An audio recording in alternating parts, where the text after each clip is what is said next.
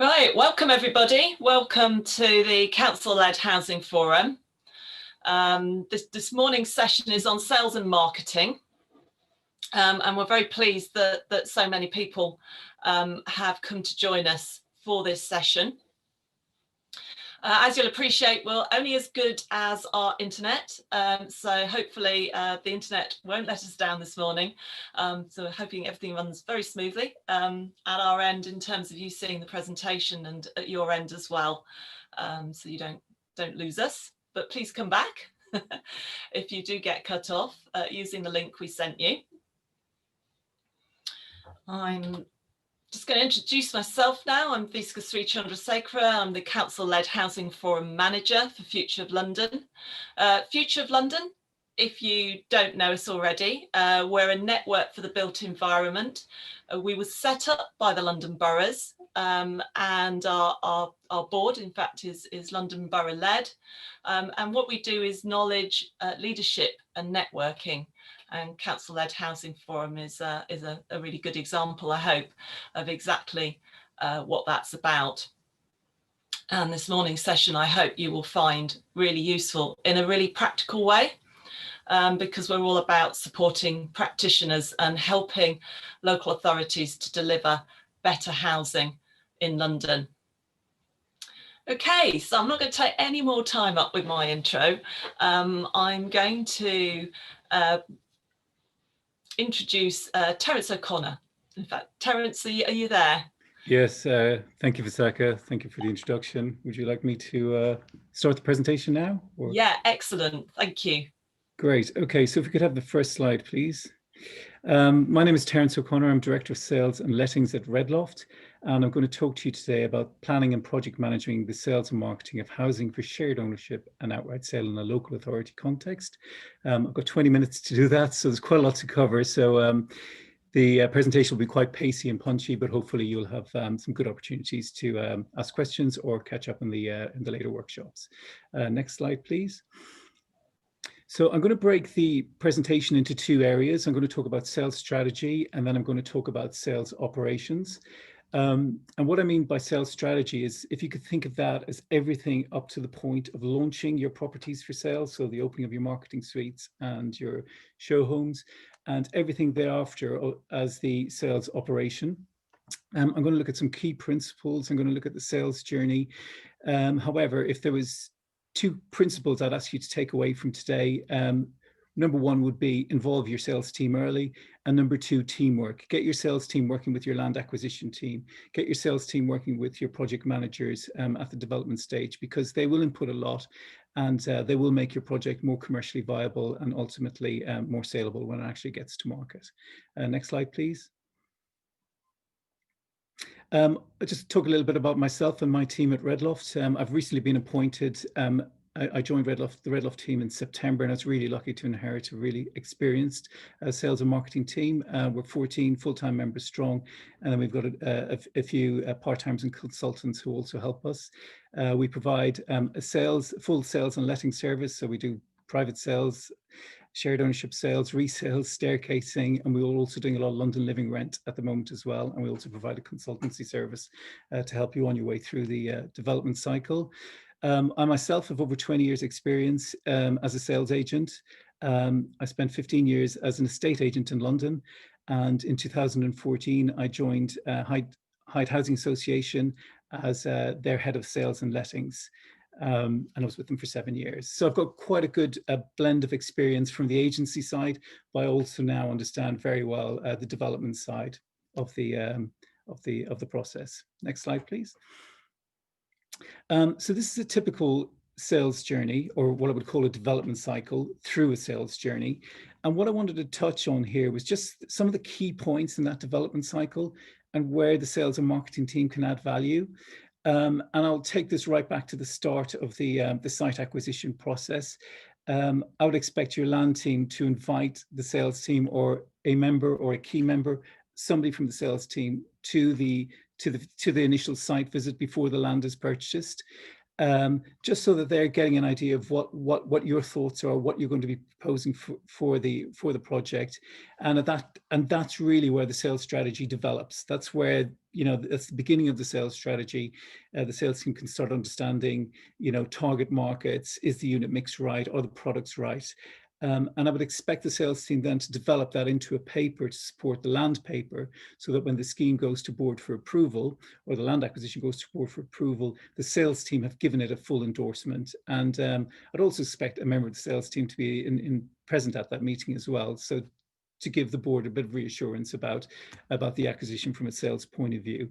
So assuming that bit all goes very well, we then get into, we've acquired the lands now, we're now in the planning stage. And, you know, the sales team input here, I think, is invaluable in the sense that they can really look at your tenure mix, they can look at the split, they can look at, you know, where the sale units are, should they be in a different position in the site to maximize commercial viability, or if they're in contentious locations, maybe they could possibly look at moving some stuff around. Once the planning stage has been agreed and submitted, we then sort of move towards the development contract. And again, this is really crucial that the sales team are involved in this process, because right at the outset, when they wrote their sales strategy for board, they would have committed themselves to selling at a certain price, a sales rate, and to achieve those sales rates, they're going to be expecting to be selling, you know, that could be 6 months ahead of PC, it could be 18 months ahead of PC, or even more in the case of a really big project. So they're going to want to make sure that in that development contract, that the sales journey that they've planned, i.e. the marketing suite, the show flat, the journey to the marketing suite and show flat, have all been factored into the development contract, so that they know that, you know, they're going to get that sales and marketing suite on time when they said they were going to get it. We then know that bit of the equation's done, so the development contract has been signed off, we're now on site. And again, the sales team can provide invaluable services to the development at this point. They can look at your layout reviews. I would expect the sales team to go through each plot on a one-by-one basis, just looking at the layouts and just seeing if there's any sort of final tweaks that you can install to make that property more commercially viable. One of my pet pickups is always when I'm looking at houses, you know, the relationship between the garden and the kitchen area, or the kitchen dining area. Often that can be overlooked, and, you know, the journey to the garden from that space isn't always, you know, what you'd expect it to be. But that's the kind of input I'd expect your sales team to help you with, because, you know, they're out there in the marketplace every day. They know what customers want. And again, we're at the point now where the site's being developed. You want your sales team involved in the specification and the sample selection, because way back at sales strategy, they would have outlined the sort of specification they were expecting. So they don't want that to be sort of engineered out or altered too much during the course of the development. So it's really important that they're involved at that stage. And then finally, the legal packs, really important. And this is a really big team effort. It's not just the sales team organizing a meeting with the solicitor. You know, we want the land team involved, because they've been involved in the acquisition of the site. They know all the ins and outs of that are relevant to the plot sales. We want the project manager involved, because he's dealing with the council on Section 106 sign-off and planning condition sign-off and NHBC and building regulations and all that really important stuff that goes into the sales packs. So again, I would expect the sales team maybe to sort of pull that together and pull all the key members together to ensure that that's all done and dusted and ready in time for launch. Next slide, please. So we're looking a little bit more detail at some of the sales strategies and some of the principles. Again, I'll repeat it again, but early engagement of your sales and marketing teams. But more importantly, or as importantly, early engagement of your sales and marketing partners. So if you don't already have an in-house sales team, I think I would strongly recommend that you appoint a sales agent as early in the process as possible. As sales agents, we love to be involved in, you know, that site acquisition part of the journey, and we want to, ideally, the best position for us is that we go through that journey with you, so that when we're at launch, we've invested into that part of the process. and we understand the journey, and that then relays back into, when we're dealing with a purchaser on a one-to-one, they know why the decisions to be made, they know the history of the site, the acquisition of the site, and it all reflects well when you're when you're actually trying to sell your product. Other key members to engage would be your independent financial consultant. Way back at planning stage, I'd expect to run the plans by an independent financial consultant. They're very happy to do this. For developers. Sales, they have very good relationships with sales agents. It's a service they provide. And what they can do really early on is identify any problem plots that might not be able to get mortgages for, I don't know, they could be above an A3 retail unit or something like that. But what they will do is they'll look at the site and hopefully just give it a green light saying, yeah, we've run it by the lenders. We don't anticipate any commercial mortgage problems here. Appoint a creative agency. They want to be involved early. They want to start creating the brand for the developments. These people are very creative. They normally tie the brand in with something in the local community. So, whether the site was a former, factory doing ceramics or whatever that local tie-in with the community is, it's important, and it creates the brand for the product, and ultimately helps to sell it. And then finally, the solicitor. I spoke a little bit earlier about the importance of getting the solicitors involved early, because it's key that you've got all your sales packs ready for the launch. And that's not just the solicitor acting for you as a client, but also your purchaser solicitor, so they can get early engagement with the client solicitor in terms of potential questions. Next slide, please. So we're still looking at sales strategy and selling price. This is one of the most important things to get right in any project. And again, your sales team are going to commit to that price, right at the point of acquisition, because they'll know what sort of margins you're looking to aim for, and you want them to back that price. You want them to be able to support that price, not just on a gut feel, but with strong evidence. So they've looked at the comparables, they've looked at the amenity provision specification you're planning to provide and how that compares against the comparables. They're looking at the sales rate of the comparables and tying that in with the projected sales rate for this site. And very importantly, they're also having discussions about a potential deal margin, particularly with private sales. So typical dealing margins can be anything from 1% to 3% for the early launches. As you get closer to the final sale, sometimes that creeps up to 3, 4, 5%, sometimes even more if you really want to get rid of some stock. But if these margins are agreed really early in the process, then it does help to so when you actually come to launch, everybody knows what they're dealing with. It's already been agreed and it's factored into the appraisal. And finally, I would expect the sales team to review that price throughout the development cycle. I mean, the development cycle, I guess, could be 1, 2, sometimes more than 2 years, maybe just a 6-month health check. So if there is any price movement, that can be reported back to the project managers and put back into the financial appraisal. Next slide, please. So within the sales strategy, one of the key questions we're asked is who we're going to sell to. Can they afford it? And this is particularly relevant with shared ownership. With shared ownership, we are dealing with upper household incomes of 90,000 in London and 80,000 outside London. So if we're looking at a scheme in London, we want to make sure that the people who are registered and looking for shared ownership in that property have the household incomes to support it. And we can get that information. I use the Share to Buy website, which is probably the key web portal for shared ownership properties in the UK. And what they do is, so anybody expressing an interest in a shared ownership property on the portal, they register themselves as a buyer on that portal. And within that portal, then they do declare household income within a range. They tell you how much deposit they have. And they tell you that their household size. Now that's really good information that we can extract when we're assessing it and when we're doing the affordability tests for a scheme.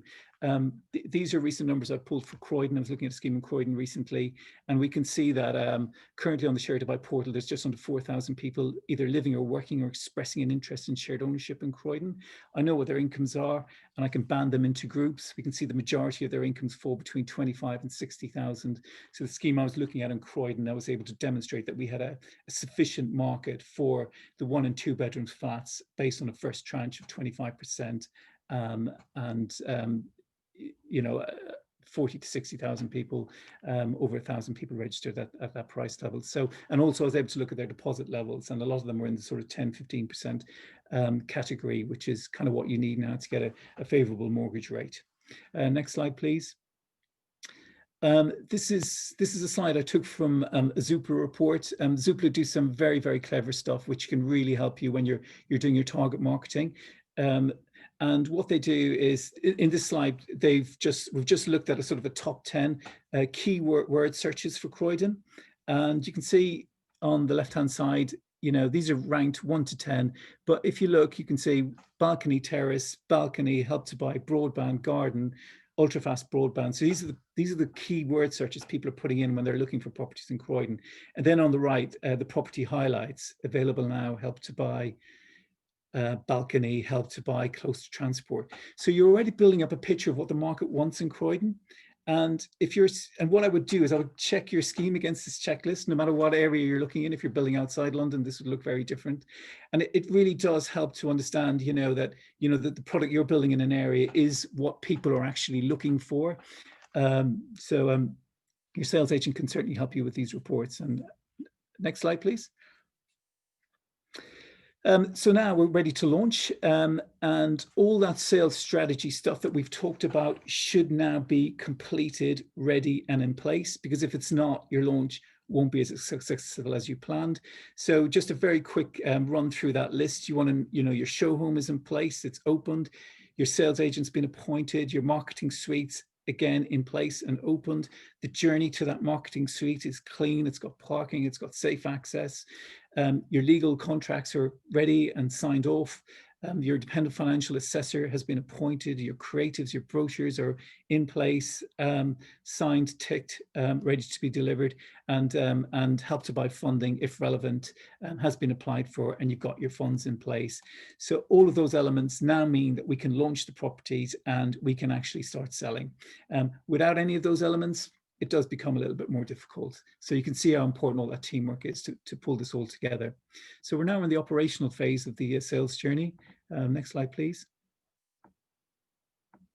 And what I'm going to look at here is, so we're up and running, we're selling. What do you need to know as a client? We want to report to you weekly on our performance. We want to tell you how many leads we're getting in. What are the source of those leads? So this will tell us what sort of marketing campaigns are working well for us. How many sales packs went out in that week? How many virtual viewings we had in that week? How many of those virtual viewings converted to physical viewings? And how many of those physical viewings converted to reservations? And what are their sales rates? So we'll tell you what the sales rate is for this week, and then we'll tell you what the sales rate is for the last few weeks, just to make sure that ties back into your original appraisal. If we're exceeding it, great. If we're not exceeding it, maybe what are the things we can do to improve the leads and then start the journey again. And then secondly, if people aren't reserving, what are customers saying about your development? And those that are reserving, if they're reporting positively, then we want you to know about that as well. Next slide, please. So we're now heading towards the sales progression. The sales are going well. We're heading towards completion. We want to look at our reservations to exchange targets. Pre-COVID, these were set at typically around the 28 days or 4-week mark. Post-COVID, they're running at about 6 weeks because Help to Buy is taking a little bit longer. Mortgage applications are taking that bit longer as well to process. So we've extended it to 6 weeks, but we want to make sure we're hitting that target. And again, we will report that to you. We want to make sure the customers who reserve early are aware of what's happening on site. So we'll do a regular newsletter. Usually it's typically a month, and then every month. And then as you get closer to completion, we would increase it to maybe 2 weeks. And we'll always ask the PMs to contribute to that. And, it's really an update for the purchasers, or if there's any slippage on target PC dates, then they can be reported early in the process. And we're also thinking about home demonstrations, how that's going to be implemented, who's going to do them, the timings of those, the sparkle cleans before people actually complete. We don't normally organize them the day before they complete, so everything is as clean and as nicely presented as we can. And then we have a completion and a move-in plan post handover, so that if it's a tight site in London, for example, you want to make sure that people have their time slots and they adhere to them, so that everybody gets a fair chance and a smooth process at move-in. And then finally, 6 weeks later, we do our post-move-in customer surveys when all of this has been measured, and you're really hoping to get your customers recommending you to their friends, and that's the sign really of a good positive post-customer survey. And we always try to aim to get 85% plus on those, which is the NHBC 5-star equivalent. So that's my whistle-stop tour of the journey. Hope that was useful, and I will be available for questions. Thank you. Thanks very much, Terence. That's fantastic, because I think that was quite a challenge, wasn't it, really, to put that journey into such a short presentation. So thank you so much for doing that. I think that's really good, and we'll be able to hold that in mind, and people will get your slides. They're great. It's great. Lots of prompts in there, practical stuff that will help. Really comprehensive. It's at this point, actually, in the session that we're going to say goodbye to the YouTube audience, and we hope that YouTube audience will come back, perhaps join a live session, or perhaps watch some others in the Council-led Housing Forum series. Thank you.